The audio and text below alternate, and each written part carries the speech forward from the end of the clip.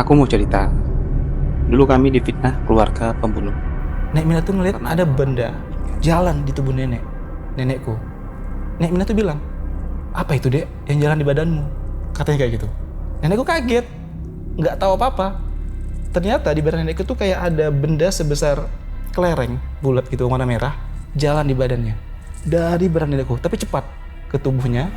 Lalu dari tangan pindah ke tangan, satunya lagi terus tahu-tahu lompat ke dada nenek ini. Ke dada nenek Mina. Di situ nenek itu langsung merintih kesakitan, langsung muntah darah dan meninggal pada waktu itu. Nek Mina langsung meninggal? Meninggal waktu itu. Aku dengar ternyata kami itu di pojok kamarku itu ada perempuan itu nangis bang, bener-bener kayak tapi menggema. Bahkan sampai pernah kejadian itu aku sakit, nenek sakit atau sakit, adik keduanya sembuh. Itu kami susah banget makan bang. Susah lah kehidupan kami waktu itu. Nenek udah gak kerja, tanah-tanah dijual. Sampai pernah kejadian itu kami tuh makan rumput-rumput yang ada di pinggir-pinggir rumah. Sampai makan rumput? Iya.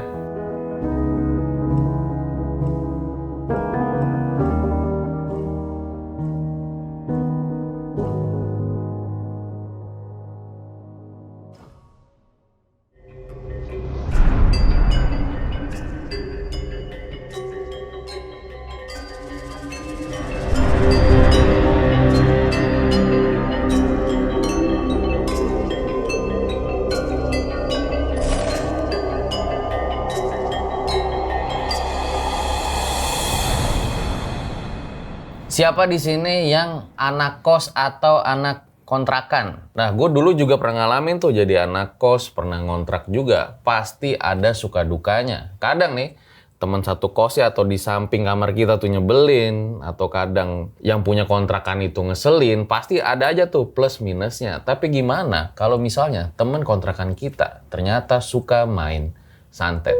Nah, hari ini sempat viral di TikTok kisah seorang yang diteror terus-terusan satu keluarganya selama 10 tahun, bahkan terus-terusan pindah rumah masih kena teror. Halo, Bang Hakim. Halo, selamat siang bang. Makasih nih udah mau cerita di RJL ya. Ya terima kasih juga bang udah diundang saya di sini. Itu selama 10 tahun diteror terus sama santet. Iya bang, teror. Sering ditemukan buhul-buhul. Iya. Bahkan saya dengar ada tengkorak kepala babi. Iya di sumur. Itu gimana tengkorak kepala babi? Jadi ceritanya itu bang, terus siang adik saya kan lagi nimba nih. Tahu-tahu timbanya jatuh. Besok siangnya kakek saya ngambil timba itu. Pakai galah kayak gitu kan. Pas ditarik kayak gitu ternyata yang naik bukan timba tapi kepala babi. Kayak gitu. Bener-bener kepalanya? Bener-bener kepala babi tengkoraknya sudah diikat tali. Tapi memang nggak ada babi di sekitar rumah? Nggak ada bang. Nggak ada, itu pun sumurnya kan tinggi. Jadi kayaknya nggak mungkin babi masuk. Harusnya kan bangkainya keciuman bang. Tapi ini nggak, itu benar-benar orang yang naruh.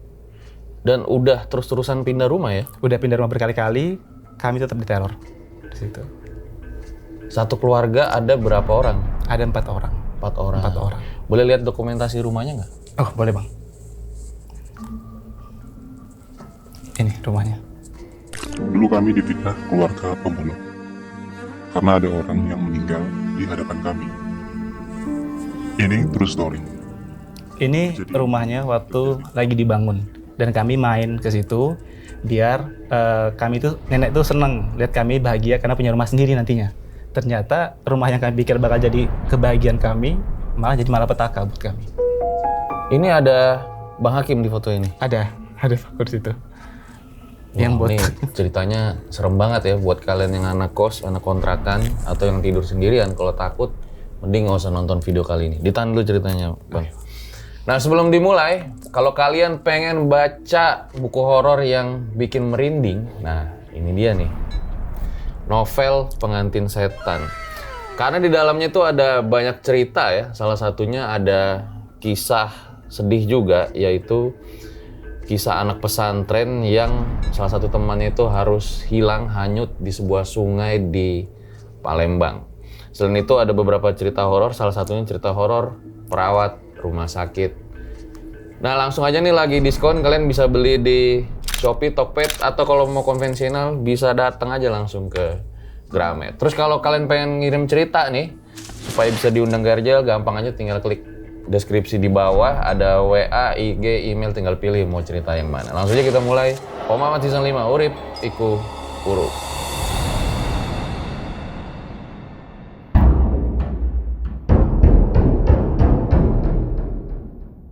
Ya, yang mulia Hakim boleh diceritakan kisahnya seperti apa? Oh iya, jadi saya mulai dari awal, waktu itu umur 4 tahun ya Bang. Dimana saya itu udah mulai bisa mengingat waktu itu. Waktu itu kami tinggal di sebuah kontrakan. Itu kontrakannya di pelosok di area Sumatera Utara.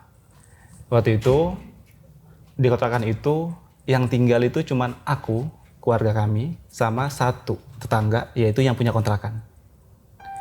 Di sebelah kontrakan itu semuanya hutan. Hutan, di belakang itu sumur. Tetangga itu jauh Bang, sekitar 50 sampai 100 meter lah. Cuma ada satu aja tetangga. Rumahnya itu dari gedek. Atas itu masih pakai atap dan kamarnya satu di situ. Cuman kami tinggal di situ karena memang nggak ada pilihan lain. Padahal yang punya kontrakan sudah bilang ke kami. Nenek itu bilang ke nenekku, "Dek," dia manggilnya Adek, "kontrakan ini udah lama nggak dihuni. Dan juga kontrakan ini tuh kalau orang tinggal di sini biasanya nggak betah," katanya. "Banyak yang ganggu gitu lah." Cuman nenekku tuh berniat adalah ingin besarkan kami Bang. Ibu dua, aku nggak ada orang tua, bapak udah meninggal waktu umurku 4 tahun, ibuku pergi waktu itu. Jadi tinggallah cuman aku berdua sama nenekku sama kakek. Tinggal di situ awal-awal nggak ada masalah, aman, tenang. Nenek itu kerja dari jam 6 pagi pulang bisa sampai jam 12 malam Bang, setiap hari. Itu untuk nafkahin kami sama aku. Nah, adikku sama aku tinggal berdua di rumah. Nenek ini nggak tahu nih kalau sebenarnya selama kami di situ itu ada makhluk-makhluk yang selalu ajak kami main. Nah, yang aku masih ingat banget yang sering ngajak kami main gitu anak kecil. Kurang lebih sepantaran lah Bang sama aku umurnya, tingginya juga nggak beda jauh, kepalanya botak kayak gitu, pakai pampers, pakai bedak. Aku ingat banget satu malam aku nggak bisa tidur, jadi kami Bang tidurnya itu di ruang tengah, kakek atau sama nenek itu tidurnya di kamar waktu itu. Nah, aku nggak bisa tidur liatin atap kayak gitu ya, kan kalau orang zaman dulu rumahnya itu kalau tidur tuh pakai kelambu Bang karena banyak nyamuk. Aku lihat-liatin di belakang. Aku nggak tidur, adikku udah tidur. Nah, tahu-tahu anak kecil ini datang dari belakang rumah. Dari belakang gitu jalan, tuk jalan, naik ke dipan. Dipan itu kayak kasur gitu loh Bang, naik ke atas. Tahu-tahu dia kelilingin kelambu. Keliling. Aku kan iseng orangnya. Aku dia keliling, terus aku palangkan tanganku ke tembok. Aku palangkan, maksudku tuh kayak rel kereta api gitu loh Bang, biar dia nggak lewat. Lillahi dia pegang tanganku kayak gini, tangan dua, terus dia bilang, Hakim lepas. Kayak gitu. Setelah itu aku lepas. Lalu dia keliling lagi. Nggak berapa lama aku mulai ngantuk. Dan aku masih ingat banget pas aku ngantuk, dia turun dari kasur, jalan ke arah belakang. Jalannya sambil lompat. Jalannya kayak mungkin kurang normal gitu loh Bang. Nah, kami tinggal di situ kurang lebih hampir setahunan tinggal di situ, sampai akhirnya usaha nenek maju. Nenek kerja keras dan akhirnya nenek membuat rumah di suatu kampung. Nenek ini usaha apa? Usahanya itu beli barang di kota kemana gitu, nanti orang silahkan beli itu, boleh diangsur gitu loh Bang. Namanya angsuran kalau di sana, ngangsur. Nah, nenek pindah ke rumah di satu kampung ini, sampai akhirnya kami pindah lah Bang ke kampung ini.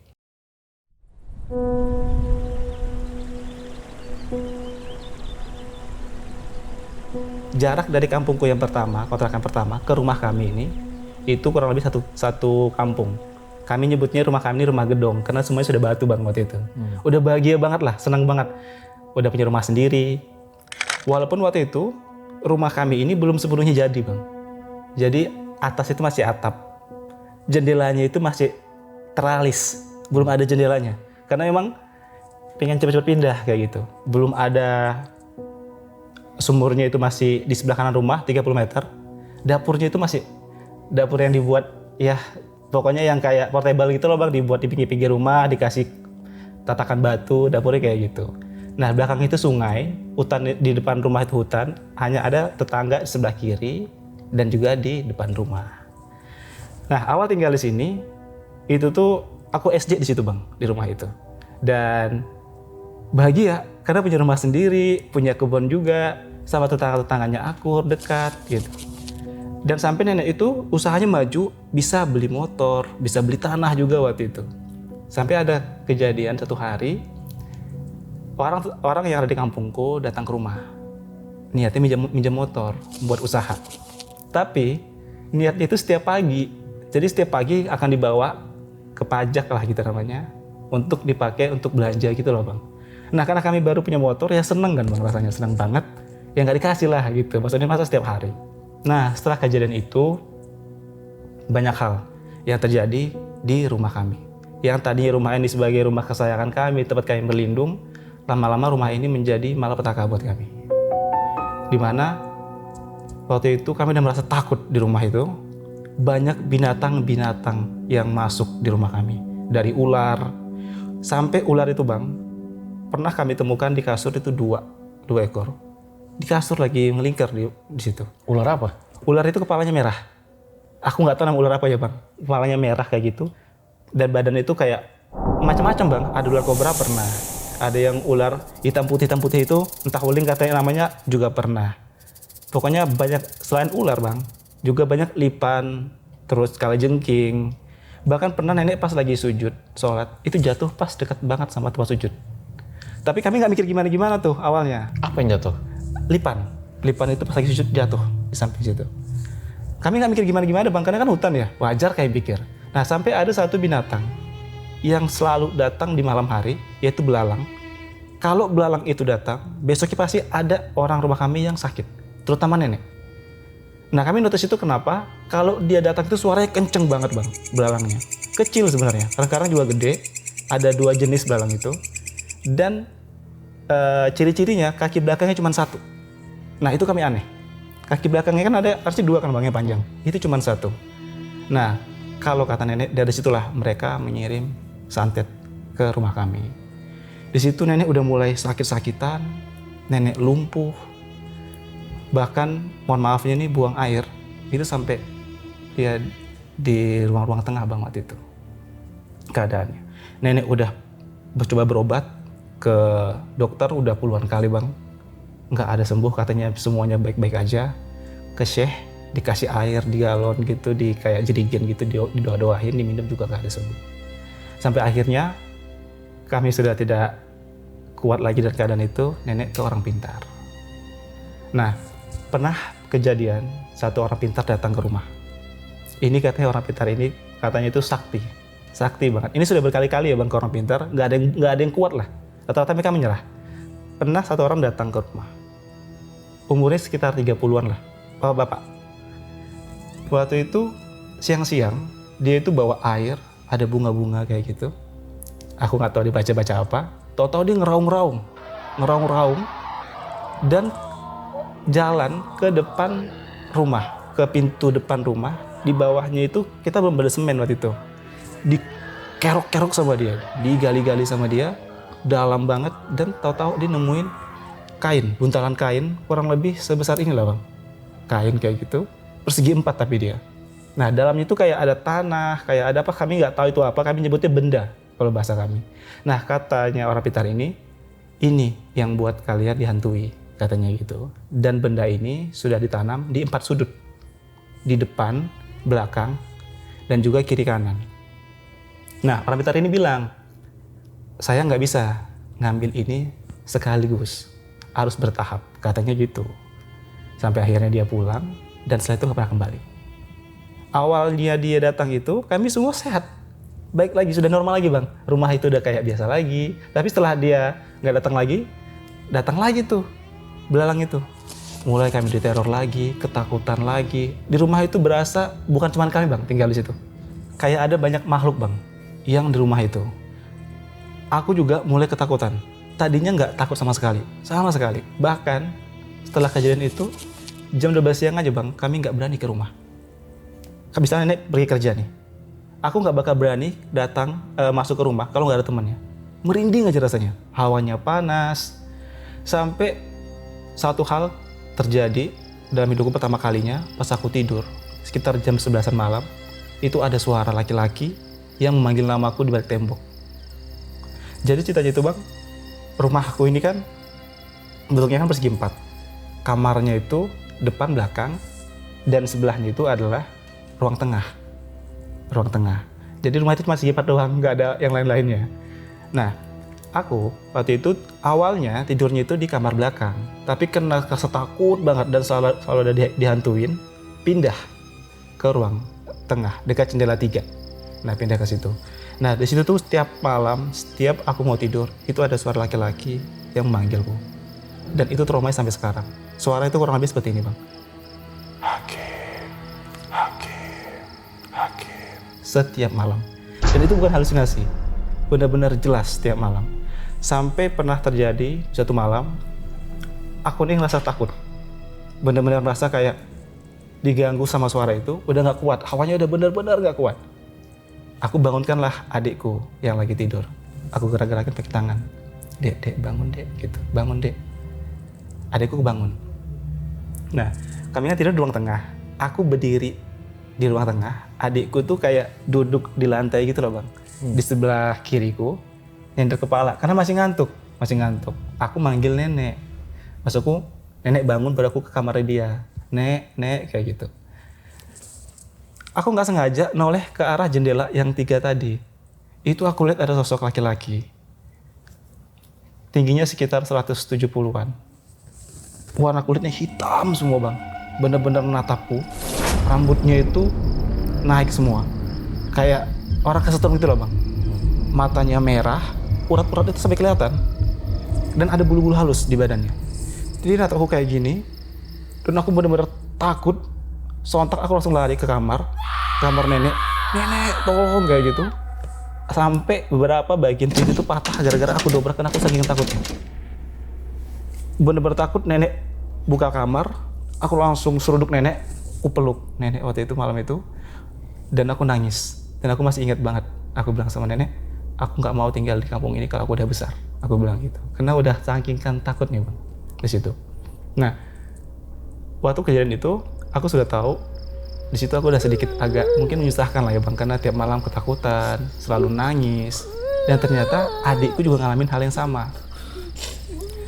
Pernah suatu malam adikku merasa panas. Ini masih posisinya di rumah yang sama, tidur di tempat yang sama. Dan kami tidur masih pakai kelambu. Nah, maksudnya itu adalah karena panas, diambil di bantal segi 4, dilempar ke lantai. Maksudnya bang nanti kalau udah agak dingin, bisa diambil dipeluk. Kesannya kayak gitu. Ditaruhlah sama di bantal itu di lantai. Kira-kira berapa menit dia rasa udah dingin, diambil sama dia. Diambil mau dipeluk. Pas dia mau peluk, itu dia lihat di kelambu, itu ada laki-laki hitam. Matanya merah udah kayak mau nerekam dia dari atas kayak gini. Bener-bener ngeliatin dia. Dari atas kelambu itu. Adikku itu kan masih kecil bang kondisinya. Dan dia itu emang orang yang gak takut. Selama kami dia papain, dia tuh gak pernah sakit dan gak takut orangnya, gak tahu kenapa. Nah, dia cuma liatin aja. Terus dia juga bilang, di atas jendela itu kan ada ventilasi udara sama pintu. Itu tuh ada mata, ada banyak pasang mata yang ngeliatin dia dari situ. Dan juga di ruang tengah, dia lihat lagi di ruang tengah ada perempuan bergaun putih itu keliling-keliling di sekitaran rumah, jalan-jalan. Nah, lama-lama diliatin laki-laki yang ada di kelambu itu. Katanya dia gak merinding, kayak sedikit takut. Hantu, katanya kayak gitu. Dia baliklah, tidurnya dia menghadap kanan, menghadapku. Aku kan tidur di sebelah kanannya dia, menghadap tembok gitu bang. Dia tutup mukanya pakai bantal, tapi pelan-pelan dia kayak ngeliat sesuatu. Dia buka bantal pelan-pelan dari ujung-ujung bantal gitu, kan ada celah-celah gitu. Dia buka, dia lihat. Ternyata di sampingku itu ada pocong, tiduran. Sampingku itu pocong, tiduran, mukanya hitam katanya. Dan mukanya itu sama mukaku itu berhadapan-hadapan. Dia langsung ketakutan, dia nahan takut terus. Dan alhamdulillahnya ketika subuh katanya nggak tahu mereka pergi, hilang. Begitu aja, hilang. Nah itu adalah teror-teror yang kami alamin. Ternyata nggak sampai di situ bang, teror yang kami alamin. Pernah sore-sore, kami kan masih kecil kondisinya. Sumur kami itu bang kurang lebih 30 meter dari rumah. Kami kalau kecil itu emang mandi sudah sendiri. Karena kan nenek sama kakek kan pergi kerja berangkat. Itu sumurnya agak tinggi bang. Ya kurang lebih kalau sama kami ya sedada kami lah. Kami tarik kayak gini sumurnya kan. Ada itu kalau mandi itu kayak yang tingginya harus tarik gitu loh bang. Jatuh nggak sengaja. Karena ada sore, ya udahlah dibiarin. Besok siangnya atauku ngambil galah buat diambil itu timbanya. Maksudnya kan biar buat mandi segala macam. Diserok-serok lah kayak gitu di sumurnya. Nyangkut dalam sumur. Tapi pas diangkat, ternyata yang naik itu bukan timba, tapi tengkorak kepala babi.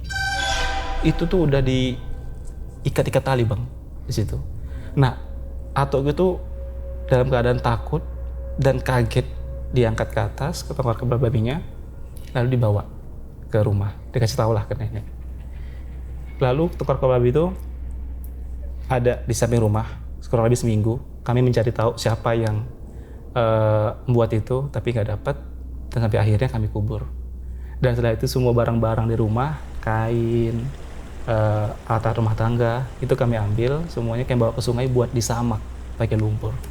Samak tuh apa? Disamak itu kayak kalau bahasa kami itu dulu ada barang atau benda-benda yang najis kayak babi, anjing gitu ya bang ya. Kita kena tulah, kita harus disamak pakai lumpur 7 kali gitu loh bang. Oh iya. Namanya disamak di sana bahasanya. Okay. Nah setelah itu, itu bang terjadi bertahun-tahun. Sakit, teror meneror, banyak banget kejadian yang aneh-aneh lah di rumah. Tulang belulang banyak isi rumah, lampu-lampu depan rumah tuh sering pecah, sering kayak dilempar. Sampai akhirnya ada satu kejadian, saya samaran namanya Nek Minah. Itu orang kampung kami. Mungkin dia tahu keadaan kami itu sedang susah waktu itu bang. Datang ke rumah. Kami lumayan kenal sama dia. Aku juga kenal sama anaknya. Anaknya itu ya emang lebih gede dariku jauh lah, tapi emang dekat sama aku. Dia nawarin buat nolong kami. Mungkin kasihan. Nah nenek nolak waktu itu. Dia bilang, janganlah. Nenek manggil kakak, karena memang lebih tua. Janganlah kak gitu. Yang kami hadapin ini bukan hal yang kecil, kata nenek. Takutnya nanti kenapa-napa. Tapi Nek Minah ini datang terus ke rumah. Gak apa-apa deh kita coba gitu, namanya juga kita ikhtiar gitu kan untuk nolong. Lama-lama nenekku luluh lah. Ditolong lah datang ke rumah. Sering banget datang ke rumah. Aku masih ingat banget cara dia ngobatin nenek itu adalah pakai telur ayam kampung bang. Pakai piring gitu sama dia. Lalu diusapin ke punggung nenek. Pas dipecahin telur ayam kampung itu isinya katanya darah. Darah itu bau, encer gitu bang. Nah tapi dengan adanya beliau ternyata kami salah, ternyata kami sehat. Alhamdulillahnya rumahnya agak tenang bang. Nenek juga udah mulai bisa, tadinya lumpuh, bisa berdiri, udah bisa makan juga udah enak gitu kan. Sampai satu malam,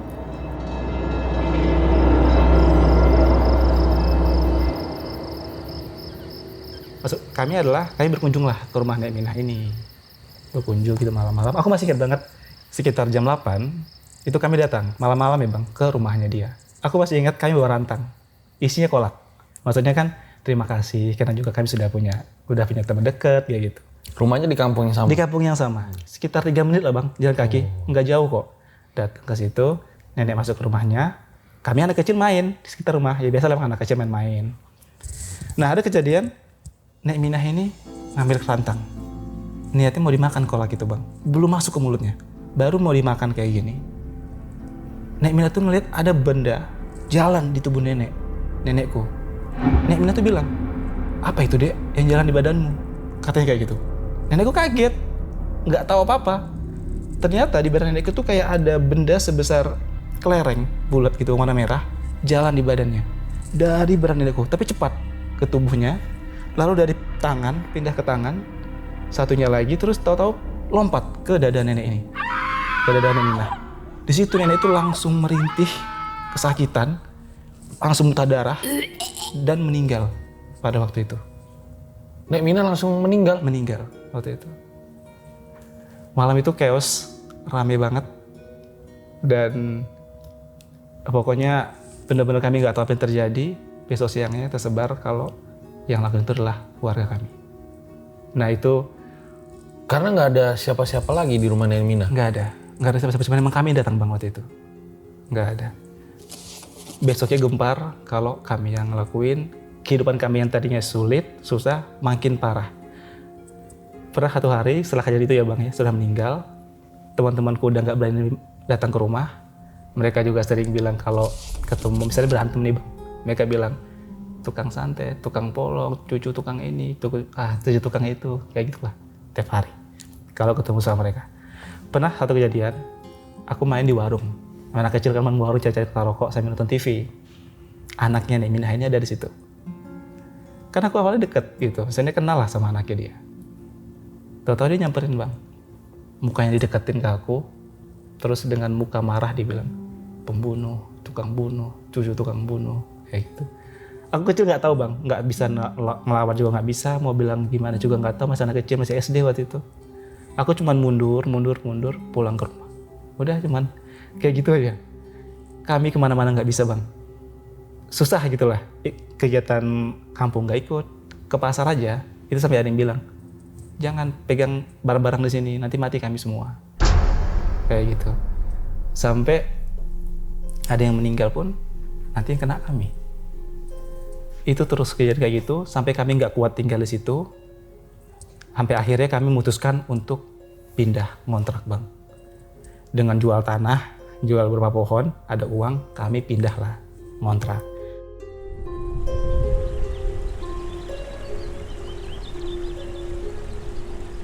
Nah kontrakan ini, itu kurang lebih 3 kampung bang, dari rumah gedung ini. Itu sebenarnya maksa kami tinggal di situ, karena itu kayak rumah panjang gitu bang. Depannya itu sebenarnya ruangan yang nggak dipakai dari tanah buat mereka usaha. Yang ruang tengah-tengah baru rumah keluarga mereka, belakang dapur. Maksud kami sewalah ya di sini. Kami semen, kami perbaiki segala macam. Sumurnya masih sharing, jadi sumur cuma 1. Itu rumah-rumah orang masih udah rame di situ bang. Tempatnya udah rame orang lah, lumayan rame. Nah, waktu itu lagi musim yang namanya bunga-bunga kayak bunga cicak rowo gitu loh bang waktu itu.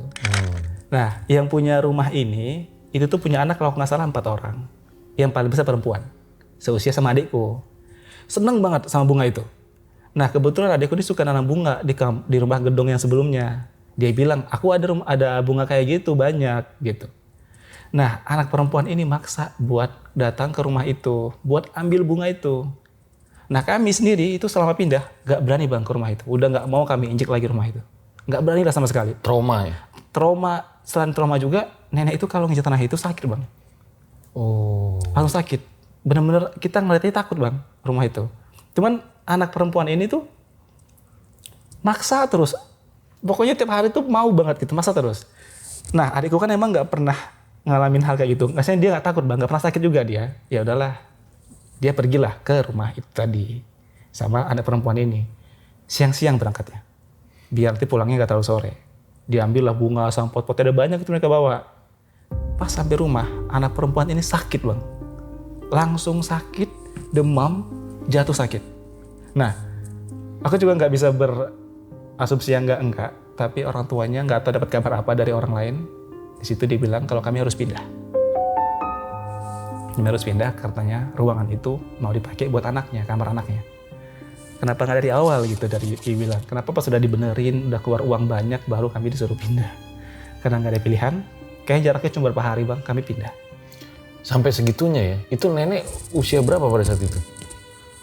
Kalau waktu itu rambut nenek udah putih semua sih, sekitaran 50-60 lah bang usia nenek itu. Nah, akhirnya kami pindah, dapat kontrakan. Kontrakannya ini juga kontrakan sebenarnya nggak dihuni, di samping kuburan bang. Bedanya itu adalah satu kampung dari kontrakan yang pertama tadi. Pindah ke situ, kontrakan itu tepatnya itu sebelah kiri ya kuburan. Di sebelah kanannya itu masjid, belakang itu ada kuburan tua. Dan juga ada galian pasir. Masih pakai atap bang, tapi alhamdulillahnya sumurnya udah di dalam yang ini. Jadi sudah lebih enak lah gitu kita buat mandi dan lain-lain. Maksudnya sumur di dalam, sumurnya di WC dalam rumah? Iya rumah. Yang sebelumnya itu di luar semua bang sumurnya. Jadi itu benar WC, ada sumurnya di dalam. Jadi satu ruangan di rumah gitu, di dapurnya. Jadi lebih mudah lah kita mau ngapa-ngapain. Ini maaf ya, soalnya saya belum pernah lihat ada sumur di dalam rumah nih, baru ini nih dengernya. Kalau orang dulu sering bang. Oh. Di dalam rumah tuh ada sumur. Jadi kita ya sumur itu misalnya nih kamar kita di dapur. Ini ntar ada satu ruangan juga, ada sumur juga di situ. Kayak gitu. Ya tinggal nimba aja ya. Tinggal nimba doang, mandi juga di dalam situ. Nah, di kampung ini yang dekat kuburan, samping kuburan ini, kami betah awalnya. Kenapa? Karena banyak anak-anak yang seumuran kami bang waktu itu. Teman kami banyak di situ. Sampai nenek itu udah sehat, udah kerja lagi, udah tenang lagi. Tapi nggak lama, sekitar 9 bulanan, teror itu datang lagi. Belalang yang biasa datang di rumah gedong itu, yang kaki satu, datang lagi ke rumah ini. Nggak tahu bagaimana cara mereka ngirimnya, tapi emang jarak kampungnya kan emang nggak begitu jauh banget bang. Nenek pun jatuh sakit lagi, lumpuh lagi, buang air, harus dipapah, di lantai kayak gitu. Nah pernah satu hari, adekku kan suka banget main bola. Suka main bola, dia punya bola di rumah. Sore-sore lagi main nih di salah satu rumah warga. Lagi main, nggak sengaja bola ini tuh ketendang bang ke rumah warga itu yang lagi masak waktu itu. Kalau aku nggak salah, kena minyak tanah. Di sana bahasa minyak lampu, masuk ke makanannya dia. Marah-marah perempuan ini, ibu-ibu ini marah-marah di dalam. Tapi karena dia lagi emosi, kita nggak berani tuh ngambil bola, nggak berani. Tapi kan itu bola adikku, dia beranikanlah ngambil ke situ. Dia ambil sama dia, masuk, dia marah-marah dan keluar lagi tuh kata-kata yang kami nggak suka. Dasar tukang ini, tukang santet, polong, pembunuh, nenek, gitu-gitulah bang. Mulai lagi tuh yang dulunya di rumah gedong terjadi lagi di situ. Habis itu adikku pulang, nenekku waktu itu masih kerja. Kayaknya adikku cerita ke nenek. Nenek dengarlah berita itu. Kalau kami dituduh lagi sama kata-kata kayak gitu. Nah di sini nenek itu udah nggak diam. Yang tadinya cuma diam doang, nenek pikir kayaknya kalau kayak gitu terus kita difitnah terus gitu. Malam-malam disamperin nenek lah ke rumah orang itu. Bukan, maksudnya ingin nanya kenapa ngomong kayak gitu. Dapat dari mana kabar itu, kayak gitu. Ujung-ujungnya berantem, cekcok, rame, orang kampung tahu. Aku nggak tahu ada hubungan atau enggak. 3 hari setelah itu aku sakit bang. Itu sakit terparah yang pernah aku alami dalam hidupku. Aku pusing pertama kali, jatuh, nggak bisa gerak, kurus, badanku benar-benar kurus banget, nggak makan. Itu 6 bulan bang, aku sakit 6 bulan, separah itu. Aku cuma tiduran di lantai di ruang tengah dalam keadaan kayak gini aja diam. Buang air harus ditampung, bahkan untuk gerakin kepala aja bang, ke kiri ke kanan itu nggak bisa. Pusing, rumah tuh kasih berputar banget, sakit banget rasanya. Sampai nenek itu ngobatin, ke dokter udah bang, pasti kami itu pasti ke dokter dulu bang, ke dokter, ke syekh, itu udah kasih air tuh nggak sembuh. Sampai akhirnya nenek juga mau nggak mau gitu ke orang pintar. Nenek pulang pun sampai nyasar, mau pulang ke rumah itu nyasar bang, diganggu gitu. Sampai nenek tuh mikir kayaknya nggak bakal panjang nih aku. Kayak gitu, nenek mikirnya kayak gitu waktu itu. Karena udah pasrah lah bang, udah kurus kayak bener-bener tulang waktu itu. Nggak bisa gerak, sekolah aku berantakan. Sampai akhirnya siang-siang aku tidur, aku masih ingat banget. Kan rumah orang sana tuh bang nggak ada asbes, masih kayu-kayu. Aku lihat ada laki-laki. Di mimpi ya bang, ini mimpi. Laki-laki jalan di atas. Lalu ada satu laki-laki yang ngikutin dia, ditembak dari belakang. Dek kayak gitu mimpinya. Jatuh laki-laki itu di bawah kakiku bang. Jadi dia kayak jalan di atasku gitu, jatuh di bawah kakiku. Nah di mimpi ini, seolah kalau dibilang itu tuh bapakku, almarhum bapakku yang jatuh itu. Tapi jujur aku nggak pernah lihat mukanya ya bang, nggak tahu sama sekali. Tapi kan ini mimpi, seolah kayak mimpi itu bercerita yang ditembak itu adalah ayahku, bapakku yang jatuh. Aku cerita ke nenek, aku bilang, nek tadi siang aku mimpi ketemu bapak ditembak. Rupanya kayak gimana? Aku nggak tahu. Aku cuma lihat bagian belakangnya, tapi seolah kalau mimpi itu bercerita kalau itu tuh bapakku. Nah siang itu alhamdulillah aku sembuh bang. Maksudnya sembuh itu agak membaik. Aku bilang, nek aku mau makan. Yang tadinya nggak mau makan. Nenek itu langsung kayak seneng, bahagia. Makan apa. Aku masih ingat banget, aku minta nasi goreng. Walaupun makannya cuma sedikit, berapa sendok. Tapi nenek itu udah bahagia banget. Nah di situ tuh aku mulai sembuh dan sehat di situ. Nah kejadian lain lagi di rumah ini masih banyak bang. Pernah suatu pagi, jadi malam itu habis hujan deras kayak gitu ya bang. Pagi-pagi kayak main sama adekku, main di pinggir rumah, kayak gitu di halaman rumah. Nenek sama kakek berkebun di pinggir-pinggir. Ini kan rumah kami kan lurus begini, samping kiri kan kuburan. Pas lagi main, aku tuh lihat ada kain sepanjang ini bang, keluar dari tanah. Nah aku kan tahu nih daerah rumahku tuh kayak gimana. Aku mau datangin, aku mau tarik. Tapi pas aku mau samperin itu, mau aku pegang, merinding. Aku tuh deg-degan, soalnya kayak ini tuh nggak benar, kayak aneh rasanya. Aku panggil lah nenek sama Ato yang lagi berkebun. Aku bilang, ini apa gitu nih? Ada kain di situ. Ditarik sama Atoku, ditarik di atas. Ternyata itu kain panjangnya 1 jengkal. Di ujungnya itu ada buntalan, kayak bantal segi 4, tapi kecil ya, sejempol kaki gitu loh bang. Dan kain pegang gitu. Dalamnya itu ada tanah. Terus kayak ada kain-kain, ada rambut, sama ada tulang dan paku jarum gitu loh bang dalam situ. Nah, aku nggak nuduh tapi ya bang ya. Tapi feelingku beliau ini yang lakuin. 3 hari yang lalu, guru ngajiku itu kepergok sama aku di situ. Dia lagi jongkok. Jadi aku tuh datang membelakangin dia. Dia lagi jongkok kayak menggali-gali.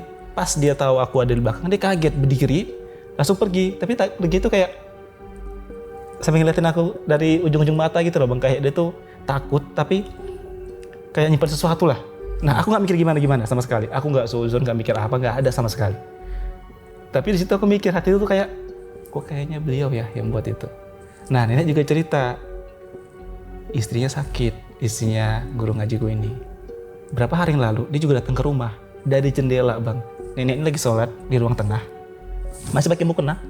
Dia ketuk jendela, bawa air 1 gelas. Dia bilang, kak tolong doain dong air ini, kayak gitu bilangnya. Nenek kan kaget, kakak nggak bisa doa apa-apa dek gitu, cuma bisa Al-Fatihah aja. Nggak tahu kakak cara buat kayak gitu-gitu, gitulah kata nenek. Nggak apa-apa kak, doain aja. Ya udahlah nenek pikir, ya udahlah didoain lah sama nenek Al-Fatihah. Didoain, ditiup, dia pergi bang, dibawa ke rumah. Ternyata air itu buat istrinya dia yang lagi sakit tadi. Nenek datang tuh jenguk, nggak disambut, dibelakangin, nggak diajak ngobrol. Kayak nenek tuh ngerasa kayak ada apalah salahnya aku nih gitu. Padahal nggak ada orang bang di situ. Nah ternyata kami menyimpulkan kayaknya istrinya ini itu tuh diguna-guna sama orang yang benci sama kami, disantet gitu loh bang. Sampai akhirnya dia datang ke situ, dia tuduh kalau keluarga kami yang buat istrinya itu sakit. Disuruh lah, gampang kok buat dia sembuh gitu. Kasih aja, minta air sama tanam ini dekat rumahnya, kayak gitu. Jadi diadu domba bang, itu tuh sering banget kalau kami sudah mulai dekat sama orang, itu diadu domba. Sama kayak yang nenek Minah tadi yang meninggal, diadu domba. Yang kami kontrak tadi juga diadu domba. Padahal kami itu nggak tahu apa-apa. Nah ujung-ujungnya buhul tadi itu, kain itu, kami rencananya mau ditanam di dekat rumahnya lagi. Aku bilang sama adik, yuk kita tanam aja yuk, biar dia yang kena. Kita pikir gitu, tapi kata nenek, janganlah, nggak baik kayak gitu, kita bakar aja. Dibakar, selesai.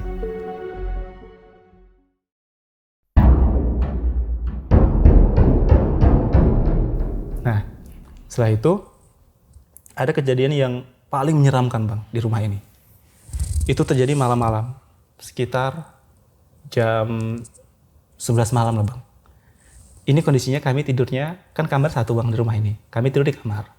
Nenek sama Ato tidur di ruang tengah. Itu tuh nggak pakai kelambu kami. Waktu itu udah nggak pakai kelambu karena kami sudah punya kipas gitu ya. Tahu-tahu nenek itu datang di kamar kami, bisikin pelan banget suara nenek. Nak bangun nak, Hakim bangun. Pelan banget bang di telingaku bang, pelan banget.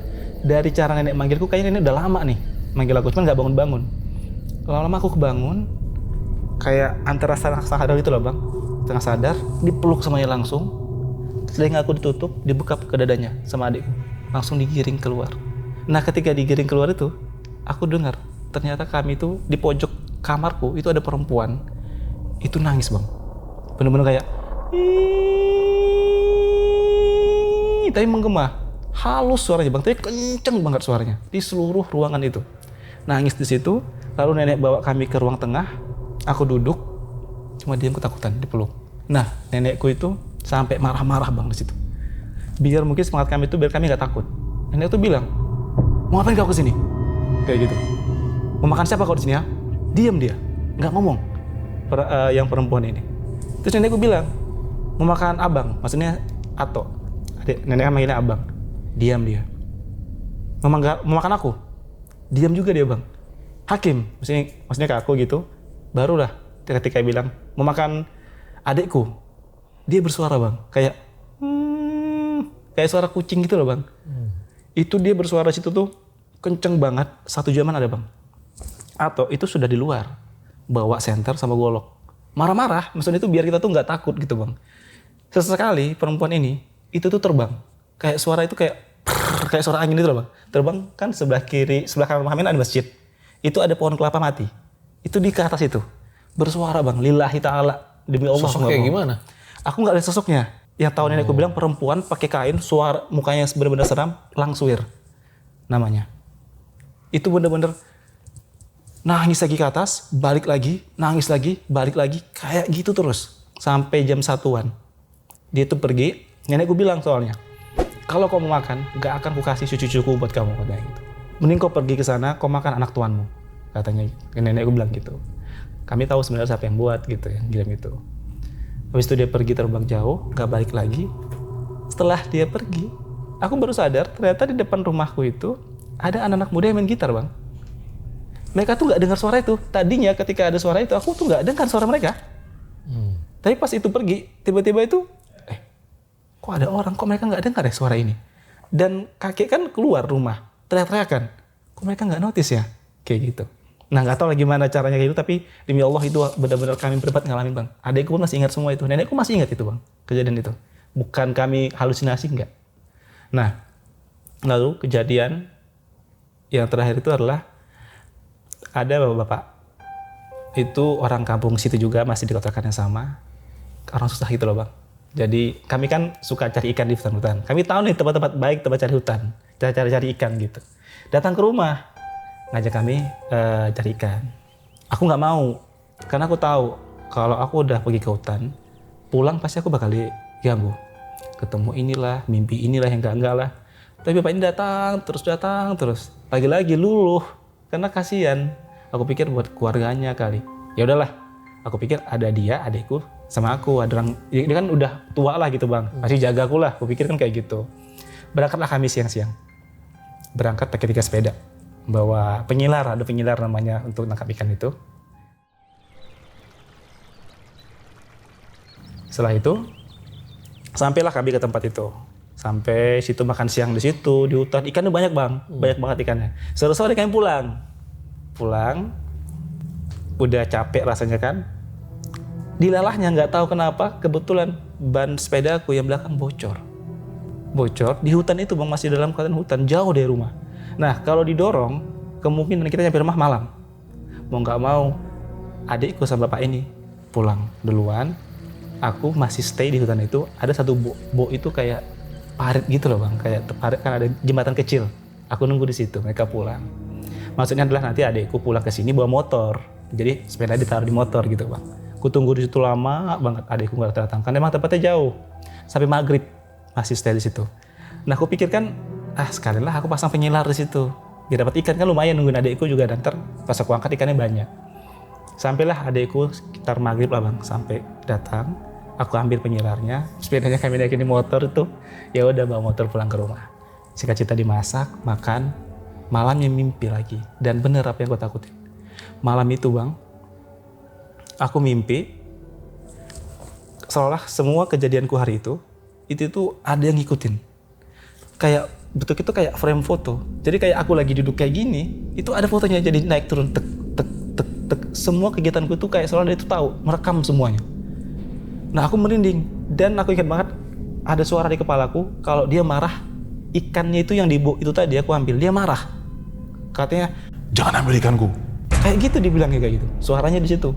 Aku langsung kebangun, aku tutup muka pakai bantal. Setelah itu ada kayak pocong, kuntilanak laki-laki itu dari jauh bang. Ini lillahi mendekat ke muka kayak gini. Kayak silih berganti gitu loh bang. Itu aku benar-benar ketakutan, kebangun. Lagi-lagi aku bangunin nenekku, bikin dia bangun mereka lagi, ganggu mereka lagi. Aku cerita, aku bilang, nek ada yang ngikut, aku bilang gitu, ada yang ganggu. Aku bilang laki-laki, aku baru bilang laki-laki bang, sosok itu ada di belakangku, udah berdiri di belakangku. Aku masih ingat banget suaranya itu kayak suara kaset rusak gitu loh bang. Itu sering banget aku ada suara itu, kayak gini nih, kayak Gimana jelasin ya? Pokoknya kayak suara kasar rusak gitu loh bang di kepala. Dan suara dia tuh kayak gitu, kayak berbulu gitu bentuknya dia. Aku langsung merinding. Aku peluk Ato di depanku. Aku peluk pinggangnya, aku masih ingat malam-malam. Aku peluk, Ato itu dia. Aku bilang kayak gitu. Aku teriak. Nenek, kakek, adikku, kita semua doa malam itu. Doa terus. Udah agak lama, udah agak tenang. Aku masuk lagi ke lambu. Jadi kamar kami itu bang waktu itu udah nggak dihuni lagi nih. Udah nggak kami tinggal semenjak ada perempuan yang nangis itu. Kami semua itu bang tinggal tidur itu di ruang tengah bang, ruang tamu, dempet-dempetan. Nah nenek itu pergi ke belakang, ke sumur yang dalam rumah tadi. Mungkin untuk entah wudhu kayaknya nenek itu. Setahu aku kayaknya wudhu dia. Aku lagi berbaring kayak gini. Aku lihat nenek lewat sampingku, cuma 2 jengkal bang, lewat. Tapi itu bukan nenek. Tapi bentuknya mirip banget kayak nenek, lillahi ta'ala. Mirip kayak nenek, ngeliatin aku sambil mata aku tajam banget. Pas sampai di kepalaku sini, hilang kayak asap. Gak lama, mungkin sekitar 1 menit, nenek yang asli lewat. Masuk ke kamar, sholat. Nah aku mau cerita ke nenek, kalau aku nemu lagi ada yang nyerupain nenek. Tapi yang kejadian pertama tadi udah bikin chaos. Aku gak mau akan nyusahin lagi, ntar mereka bakal khawatir lagi. Itu aku pendam semua. Rasa takutku. Ketika udah ketika udah subuh, baru aku bisa tidur. Itu yang aku alamin. Yang sosok cowok tuh kayak gimana? Yang sosok cowok yang pertama lagi apa beda? Beda lagi bang. Oh. Beda lagi. Oh dan orang itu beda lagi. Jadi yang nyerang kami itu ada banyak bang. Ada banyak orang-orangnya. Nah, nggak lama dari situ, nenek sakit. Bahkan sampai pernah kejadian itu aku sakit, nenek sakit, atau sakit. Adik keduanya sembuh. Itu kami susah banget makan bang. Susah lah kehidupan kami waktu itu. Nenek udah gak kerja, tanah-tanah dijual. Sampai pernah kejadian itu, kami tuh makan rumput-rumput yang ada di pinggir-pinggir rumah. Sampai makan rumput? Iya, jadi nggak tahu kali apa yang mau dimasak ya bang waktu itu. Jadi nenek tuh ada rumput-rumput liar sampai rumah. Terus nenek bilang, itu bagus buat obat. Nenek bilang gitu. Bagus itu buat obat. Terus, oh iya nek, aku bilang gitu. Karena kecil kan. Oh iya nek, yaudah dipetik 1 sama nenek. Ini, coba minta izin sama punya rumah. Ada nenek juga punya rumah. Rumahnya agak jauh lah. Sana bawa ini, bilang nek boleh nggak minta ini. Semangat, datang lari terus assalamualaikum. Gitu nek ya gitu kan. Nenekku minta pohon ini boleh. Buat apa? Kata nenek kaget. Buat obat nek. Oh ya udah ambil aja banyak gak apa-apa kok. Itu kan liar gitu. Pulang. Nek boleh gitu. Ya udahlah ambillah kata nenek. Dimasak, makan. Enak kok bang tapi enak. Terus nenek bilang gimana? Enak nek gitu. Dulunya aku pikir obat. Itu bagus buat obat biar sehat kayak gini-gini. Tapi aku baru tahu ternyata emang kami nggak punya apa-apa waktu itu. Tapi nenek nggak bilang? Nggak bilang. Nenek sering banget kayak gitu. Memang nenek kalau ketika susah tuh kadang-kadang nggak bilang. Jadi rumput sama nasi dimakan gitu? Iya dimasak bang. Tapi enak kok bang. Enak kok. Tapi mungkin rumput itu memang bisa dimakan kali. Tapi emang banyak di pinggir-pinggir rumah. Gak ada ya kan banyak juga tanaman-tanaman yang bisa dimakan kan? Bener, mungkin itu kayaknya. Tapi kan kita nggak pernah makan itu sebelumnya. Habis itu udah susah keadaan kami, kita nggak kuat di situ juga bang. Nggak ada perubahan juga. Pindah lagi ke rumah gedung ini. Yang rumah yang tadi kami usahakan biar nggak kami tinggalin, mau nggak mau pindah lagi. Alasannya karena sesusahnya kami di rumah ini ada kebun bang. Kan ada kebun di samping rumah kebun kami. Depan itu ada pohon kelapa, jantung pisang, daun singkong. Pokoknya makan bisa lah, walaupun harus maksa-maksa. Itu tahulah kampung-kampung kami itu orang-orangnya mulai lagi tuh. Ya diomongin lagi lah. Nggak aman kampung kita, balik lagi dia. Udah bakal ada siapa lagi tumbal lagi gitu loh bang. Wah sedih banget itu. Pulang ke situ, aku mulai dekat sama orang tua. Mulai kenal. Di rumah itu juga bang aku baru kenal orang tua. Kan awalnya nggak kenal orang tua. Baru kenal ibu. Sama ternyata kami punya 3 saudara lagi. Jadi ceritanya itu adalah dulu ayahku ini itu duda bang. Punya anak 3. Istrinya meninggal. Nikah sama ibuku yang masih gadis. Dapatlah aku sama adikku. Tapi bapak meninggal, ibu pergi. Adikku dari kecil udah tinggal sama nenek. Dari kecil bayi. Karena dulu tuh ada tragedi ketika adikku dilahirkan.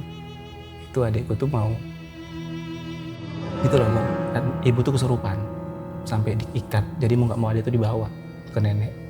Nah kami semua mencar semua satu keluarga di bang mencar. Nenekku cuma dapat aku tok, yang 3 nggak dapat. Nah ketika nenek sakit di rumah gedung ini, baru nenek cerita. Nenek bilang gini, nenek takut nenek nggak bakal tahan lama tinggal di sini, takutnya bakal mati. Kamu punya saudara 3 lagi. Intinya gitulah. Baru tahu kalau kayak punya saudara 3. Berarti nenek itu dari ayah nih? Nenek itu enggak, dari ibu malah. Oh dari ibu? Dari ibu. Nenek itu dari ibu. Kalau dari ayah aku nggak kenal sama sekali sebenarnya. Oke. Nah habis dari situ kenal sama kakak abangku, makanya aku tahu semua cerita silsilah semuanya bang, dari mana kami berasal, kenapa, semua ceritanya di situ. Ini mohon maaf ya, ibu pergi itu kenapa? Waktu itu keadaannya ekonominya sulit bang, jadi harus kerja.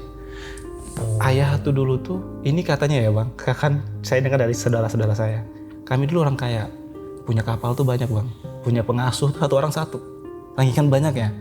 Yang makin kami tuh enak ya. Juga ayah ini orangnya pekerja keras banget bang.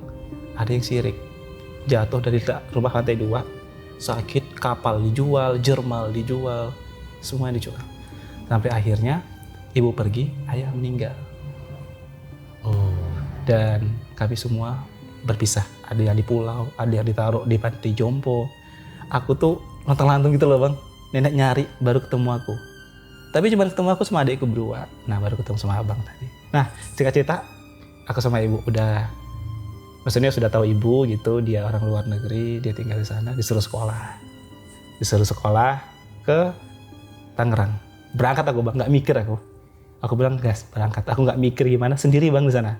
Dari kecil dia udah merantau dan dia nggak tahu kalau aku tuh pergi waktu itu. Nah udah tinggal di sana, nenek masih berdua sama Atok nih di kampung. Sakit-sakitan lagi, ya banyak lah bang hal-hal kayak gitu-gitu tuh, dihina lagi. Akhirnya nggak kuat juga, pindah ke kota.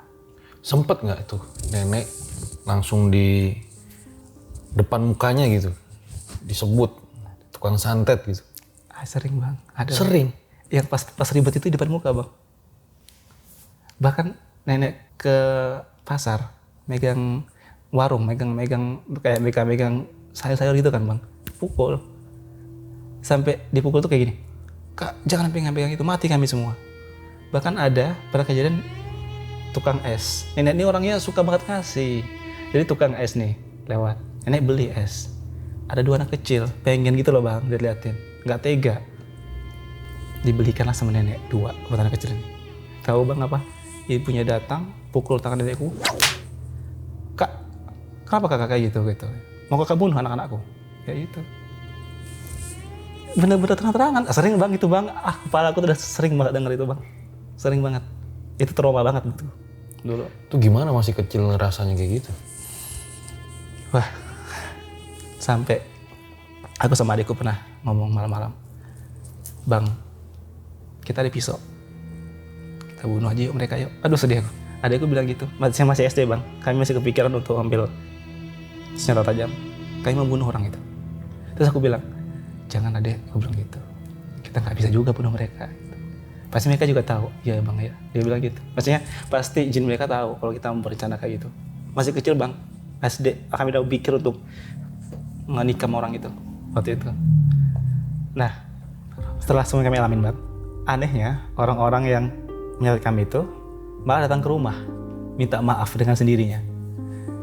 Yang pertama itu datang ke rumah, dia butuh uang. Awalnya dia bilang, kami kan punya kebun tuh bang, punya kebun beberapa kelapa, mau dikoper lah bahasanya di sana. Dia bilang, Kak itu aku koper aja gitu. Kan dia kan otomatis dapat uang juga. Terus nenek bilang, giliran kayak gini datang ke rumah, tapi kemarin kalian hajar kami habis-habisan. Itu dia minta maaf bang, datang ke rumah, dia minta maaf. Dan dia juga cerita, bukan cuma dia doang yang lakukan itu. Ada teman-teman yang lain. Itu yang pertama, datang ke rumah. Dan setelah itu, gak lama aku pindah ke Tangerang. Nah, yang lain pun datang, minta maaf. Yang pertama itu, dalam keadaan sakit parah. Udah berbaring di kamar lama banget lah bang pokoknya. Dari gambar nenekku, hidungnya udah meler-meler, perutnya udah besar, ngap, jalan tuh udah kayak orang mau mati lah, hitungannya kayak gitu.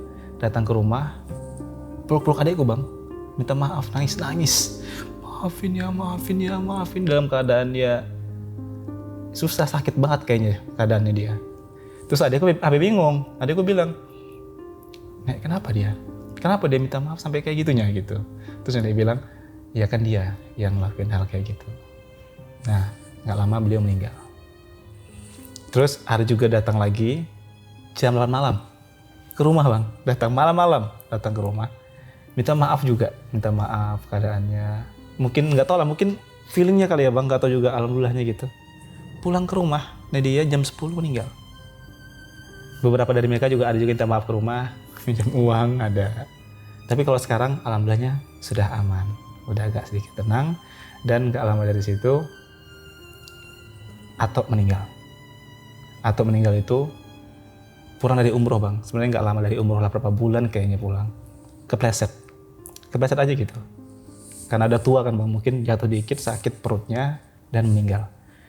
Wah itu sedih banget sih waktu itu meninggal, dan sampai saat ini pun aku belum datang, belum menjenguk, sampai belum pernah ziarah ke makamnya, belum. Cuma doa aja sampai saat ini. Nah, aku pindah di Tangerang. Aku pikir tuh bakal tenang lah bang hidupku, aman gitu kan. Ternyata sisa-sisa yang ada di sana itu masih aku alamin gitu di Tangerang. Masih ada beberapa hal, banyak sih sebenarnya hal-hal mistis yang aku alamin di Tangerang. Nah, sebelum kita ke sana, jadi Bang Hakim ini ngelihat langsung siapa yang ngaku kalau nyantet keluarga Bang Hakim? Iya. Bahkan ketika pulang tahun 2019, saya ngobrol sama mereka.